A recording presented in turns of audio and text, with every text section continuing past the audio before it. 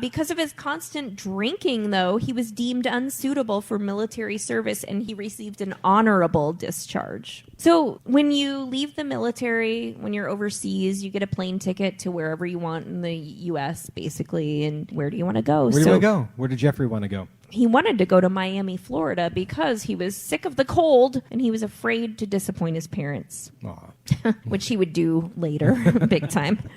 So he went to Miami, Florida, which has a high crime rate, and it really did in 1981 while he was living there. So he went to Miami. I'm just going to say, I think there are a lot of murders in that area, too, that could be attributed to Jeffrey Dahmer because he was kind of a homeless drifter when he lived in Miami. He didn't have a permanent address. He lived along with the homeless population for a while, or he lived in like the closet of a place where he worked. So he didn't really have like a home. But there was a story you were telling us about that might be true that would relate to this time. Yeah. Around that Florida. So it sounded kind of crazy. Yeah, in the Hollywood, Florida area. You all know the case of Adam Walsh. His dad was John Walsh from America's Most Wanted. Jeffrey Dahmer was living in that same town at the same time that this happened. And there were a couple abduction attempts at malls in the area that were foiled where he was not successful, but everybody described the same assailant, and they had enough memory of what he looked like to be able to do police sketches, and every police sketch came up looking exactly like Jeffrey Dahmer, and he lived just a few miles from the mall where Adam Walsh was abducted. And, that murder was blamed on Otis Toole, another serial killer who's really well known, but he was also known to confess to murders that he actually didn't commit. And they ended up, later saying it probably wasn't Otis Toole, and it's still basically unsolved. There were a few people of interest, but I think Jeffrey Dahmer's a really very viable option as to who did that. This week I was talking to an author who wrote a book on this, the Adam Walsh case, how it relates to maybe Jeffrey Dahmer. His name is Willis Morgan. He wrote a book called Frustrated Witness. He was actually one of the witnesses in the Adam Walsh disappearance and murder. It's a book you should read if you're interested in stuff like that. So read the second edition, though. Yeah. How sure was he that there was the potential of Jeffrey being involved with this? Was he like this witness? He's the author. Every fiber of his being. He's like, when he saw the footage of Jeffrey Dahmer, he's like, that was the guy. That's the guy I saw. Like, he knew it immediately. He's talked to the police and numerous detectives. He's talked to every other witness, and they all kind of are in agreement that might have been who abducted and murdered Adam Walsh. So the Adam Walsh case, there's just a lot to that because Adam Walsh's mom was having an affair at the time, and they kind of pinned the murder on the person she was having an affair with, but then later he was found to have not had anything to do with it. There was just a lot going on in that case, lots of theories and stuff, but could have been Jeffrey Dahmer. So, and at the time, Jeffrey Dahmer was working in a sub shop, like a sandwich shop, and one day he was taking trash out. He came back into the business and told the owner of the shop, he was like, I just found a dead body out in the alley by the dumpster. I just found a dead body. And it's thought that, he did a police report and all of that stuff, but it's thought that it was actually someone he had killed and dumped. It was like, oh, it's just a homeless guy. He just died there randomly, but it's probably thought that he did that one too. So there's like, a lot. How do you come in and say, I found a dead body? I found it like what was in the way that he said that? Like, I think we he don't was have like, that, I found a dead body. Hey. Probably. By the way, can I have Tuesday off? By the way, there's a dead body in the back. And just in general, the idea of working in a sandwich shop where he's slicing meat and like putting it on bread itself kind of like just throws a internship. Right. Okay. I would not have wanted to eat a sandwich from this place anyway because he was basically homeless. He come to work still drunk, dirty, just gross, and probably, who knows what he was doing with his hands the night before. I don't know. So how many serial killers have cooked your food? I don't know. I don't want to know. Nah. I don't want to know. Yeah, something to think about. Florida had the death penalty. Dahmer never admitted or confessed to killing Adam Walsh, but a lot of people think it's because Florida had the death penalty and he was like very fearful of the death penalty at the time. He did not want to get the death penalty. That is like for someone who enjoys killing someone. I know. I mean, but obviously you don't want to die. I mean, it's not like he's sitting there like, woo. Yeah. But I mean, that's kind of like an odd. Luke, I'll have one too. Thank you. So I didn't interrupt the podcast to get a beer. Hey, but you're going to shut interrupt your the mouth. podcast to get a wine. Yes. Joe? Okay. I'm good, but thank you for Joe asking. needs one no, too. I'm good. Okay. But thank you for asking. Okay. So in 1981, he was like over Florida. He's ready to go back to Wisconsin. Aren't we all? I know. Yeah. I mean, it's great in some ways, but there's a lot of crime. So a lot of murder, a lot of serial killers. Yeah. So he called Lionel, his dad, and was like, Dad, send me a ticket home. I want to come home. So he did. He lived with his father in Ohio for a while. Then he moved with his grandma in Wisconsin for a while. And he continued to battle severe alcoholism. He got arrested for like indecent exposure a couple times and public intox and things like that. But he really actually loved his grandma. He'd go to church with her, help her with chores, and he did his best while he was living with her. He even held down a job for like almost a year while he was living with his grandma. He was a phlebotomist. I find it funny that like everything he did was like medical related. Funny. Do you know what phlebotomists Yeah, they do? take blood. Yeah. Right? And stuff. Yeah. I guess, I'm a technically one, and I don't say, do isn't stuff. Oh. Blah, blah, blah, blah, blah, Phlebotomist. He worked in medical stuff and with meat. I'm assuming he didn't stay that way forever. He assuming didn't. Not even a year. Oh, not. Thank you so much. Thank you. Just dump that in that. There you go. Thank you. Okay. By 1985, he was spending a lot of time in bathhouses in the Milwaukee area. Weren't we all in 1985? I mean, hello. In my head, there's like 70s disco music going on, and that's In the why 80s? I'm doing this. 70s, in the 80s. No, it'd be more like, It's a "Don't bathhouse, you so they want got me, they got to baby?" catch up. Do they have bathhouses I don't know, anymore? but I still imagine that they'd have this I don't music. think they do, but they would totally like wow wow chicka wow wow. So he found a lot of sexual partners at the bathhouses, but these men weren't quite fulfilling his fantasies because they were alive. He began drugging. Darn it. I know. He began drugging his partners and engaging in sexual acts with their unconscious bodies. And in 1987, he would pick up 25-year-old Stephen Toomey in a bar, and he would take him back to a hotel where he'd wake up the following morning after being blackout drunk the night before, and he would look over and see a dead man's body laying next to him. Judging by his own cuts and bruises on his hands and arms, it was evident that he had killed Toomey. So he hauled his body back to his grandmother's house, where he would get rid of it through a combination of dismemberment, acid, and pulverizing the bones with a sledgehammer. As he already has practiced. Yeah. He gets better. Do what you know. Yeah. There were 17 victims, and they each deserve a lot of time, but I'm not going to talk about all of them because we would be here for a really long time. One of his victims in 1989 was an aspiring model, Anthony Sears, and he found Sears exceptionally attractive. That was his favorite victim. So after he killed him, he preserved Sears' head and genitalia in acetone, and he stored them in a wooden box, and he later took that wooden box to work with him and put it in his work locker so that he could see it every day. Aww. Even when he moved, every time he moved, he'd take the remains with him. That's charm. I mean, oh, I don't know. There were so many killings, and they went on through 1991. In 1991, okay, I'm going to butcher this name, but Conorak Synthosymphony.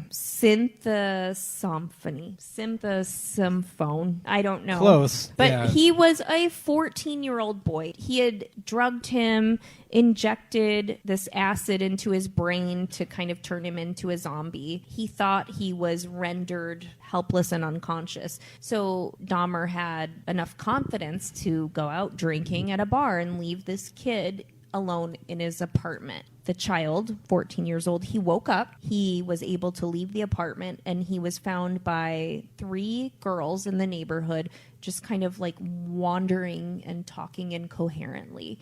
And they were very concerned because they knew him. He was a Laotian immigrant, and like I said, 14 years old. He didn't speak English, and they were very concerned. They called 911, and they just stayed with the kid until police came. So police came. Dahmer got back from the bar and talked to police, and he was able to kind of like charm them enough where they thought that it was like a domestic incident and that they were actually lovers. He told them that this 14-year-old little boy was actually 19 of legal age.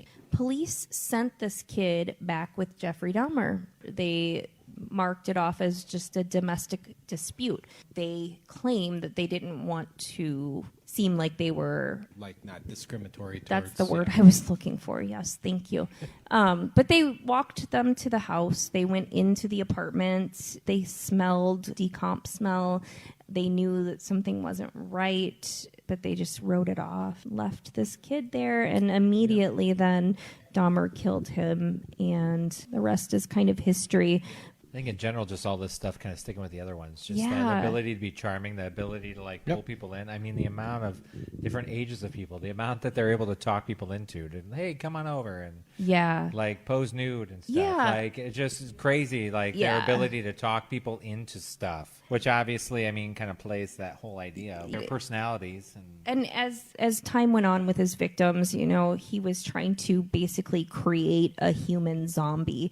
That's why he would inject acid into their brains, and he had a drill that he would make a hole into their head, into their brain, and inject acid that would render them, or hot water or something like that, would render them kind of like they were still living but unable to, you know, do anything or fight back at all. Almost so like a vegetable, but still alive, or still awake. And they would usually stay alive for a couple days, and then he would dismember them. He would save body parts of his favorite victims, like the head, the genitals, and he would frequently save skulls of his victims. He would like boil the head, get the skin off, all of that, and just save the skull. But it would kind of sometimes make them like brittle, so he would have to throw it away. But this was an apartment complex that he lived in towards the end, correct? I was going to say what in did my the neighbors notes, have to say? Some of the neighbors noticed like a smell. You would hope. Yeah. So 17 men he killed between 1978 and 1991. 12 of them were killed at his North 25th Street apartment. 3 were killed and dismembered at his grandmother's house. And his first and second victims were murdered at his parents' home in Ohio and at the Ambassador Hotel in Milwaukee. So a total of 14 of his victims were from various ethnic minority backgrounds. 9 of them were black, but he was adamant that race never played a part in the choosing of his victims, which I find a little hard to believe when it was that many. But his final victim was July 19th. This was 25-year-old Arthur Braidhoff. He was the father of 3 children. He was looking for work in Milwaukee at the time of his murder. He was decapitated. His head was placed in the refrigerator, and his torso was placed in the notorious 57-gallon drum that sat in the corner of Dahmer's bedroom with all the bodies of the people. I just can't imagine you living in an apartment, and the guy has a 57-gallon drum full of body parts. Just in the corner. Been there like for a while. Yeah. And just no one pointing that, or even just, I would say to a degree, like he's already talked people into this. They've come into the house. Like the moment you step foot in this place, wouldn't that like smell just immediately be like, something doesn't seem right? Like, I don't know what you have going on in here, but like, that's not cool. Don't you think maybe he had like a tablecloth over it with a nice lamp? There you go. Pictures of grandma and grandpa just to kind of, yeah. Some mints or some butterscotch essential candies. oils for sure. No, like maybe. he would need some peppermint essential oil. oil in that There place. was no Febreze then, probably. And to like spray. And like Kelly said, we kind of joke about this. We're not trying to make it any less horrible than what it is. We're just trying to ease some of the, because you got to think about how gruesome this is. It's like probably one of the worst serial killers that we've had in the United States. Yeah. And just what he did to these bodies these young men are just... He's definitely one of the worst I've ever read about or covered. The only one who parallels with him is Bob Berdella, the butcher of Kansas City, who I did an episode about also on True Crime IRL, so listen to that. He just tortured his victims and did kind of the same thing, tried to render them like a human zombie kind of thing, but where do you even come up with that kind? I mean, just thought. I mean, I know he spent some time obviously he was in the military. He did some medical stuff there. He did some stuff when he came back. But just to have what you had available at the time to even think of stuff like that. I mean, obviously that's why we're not serial killers, right? Because we're not thinking of that stuff. But that's crazy. I think that something happens in the brain of a serial killer where they are at an age where they correlate something sexual with violence or something at the same time, and then it just gets mixed up in their developing some brain. Rewiring kind of thing. Yeah, And I think just, so. They have that, they bridges that connection. Yes, yeah. And so it just kind of when they have one drive, it kind of feeds the other drive, kind of thing. Where violence correlates with sexual stimulation or something like that. Yeah, Anna. So how did he get caught? How did he get Yeah, how did he get caught?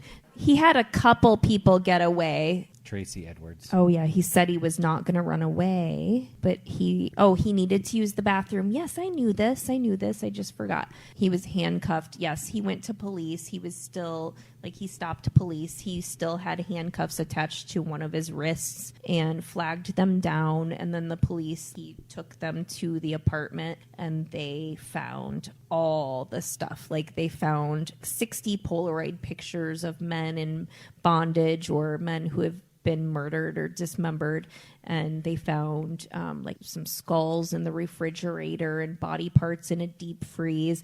They found pots on the stove of genitals. That's how he got How's caught. that pizza, Jeff? How's that pizza? Is that good? Yeah. Thanks, Jamie.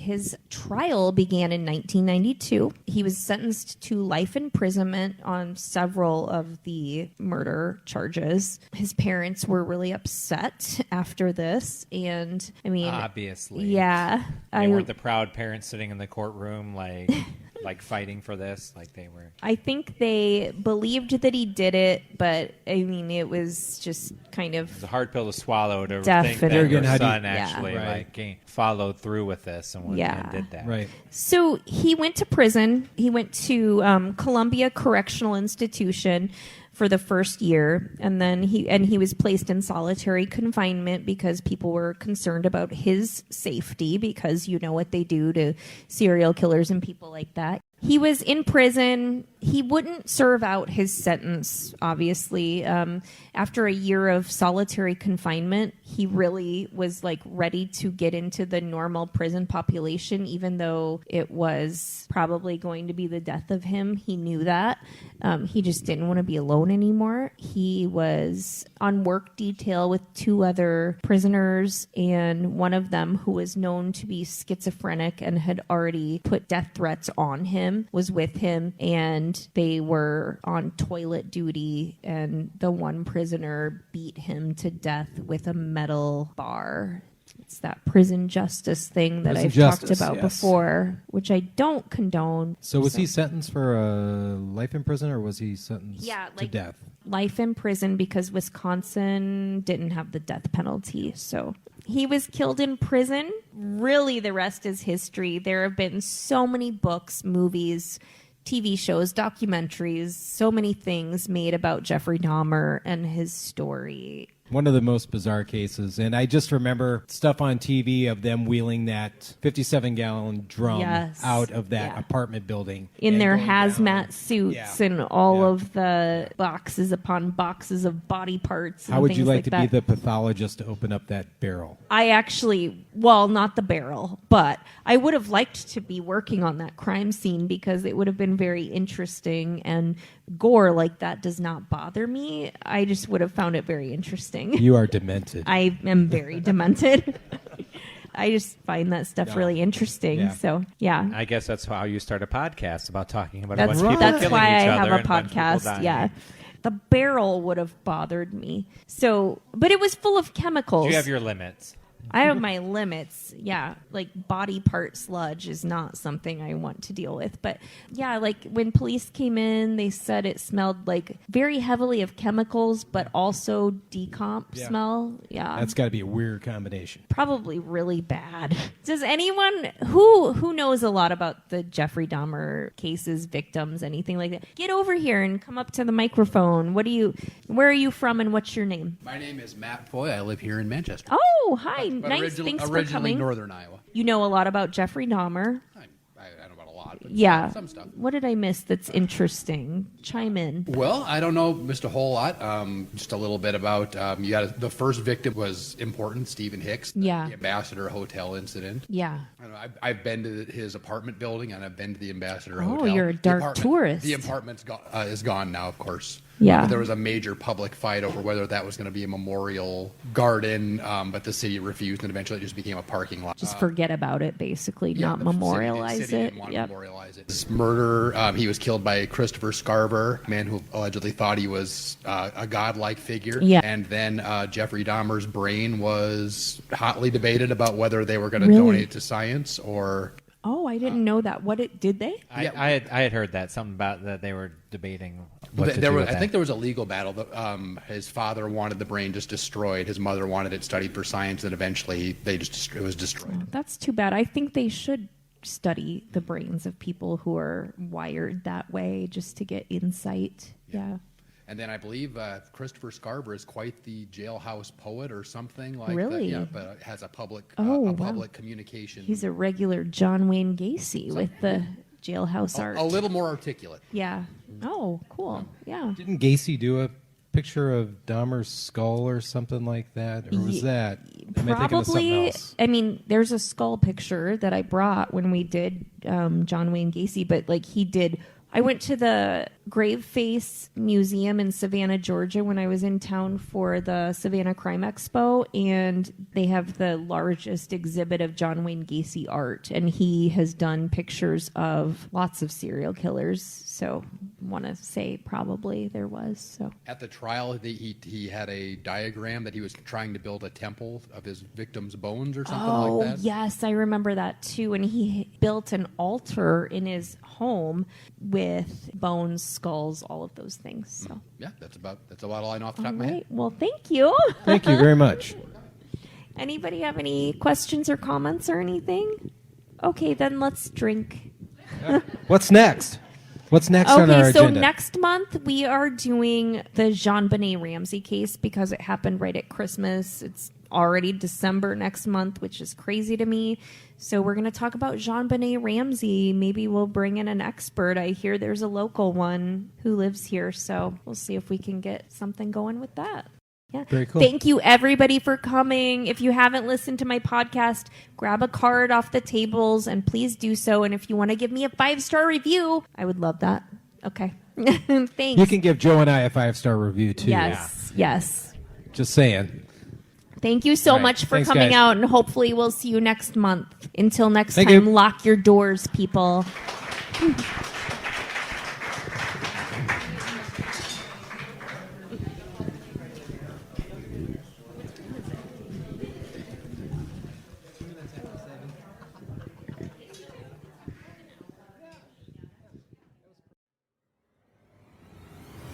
True Crime IRL is written, produced, and hosted by Kelly Barons Brink.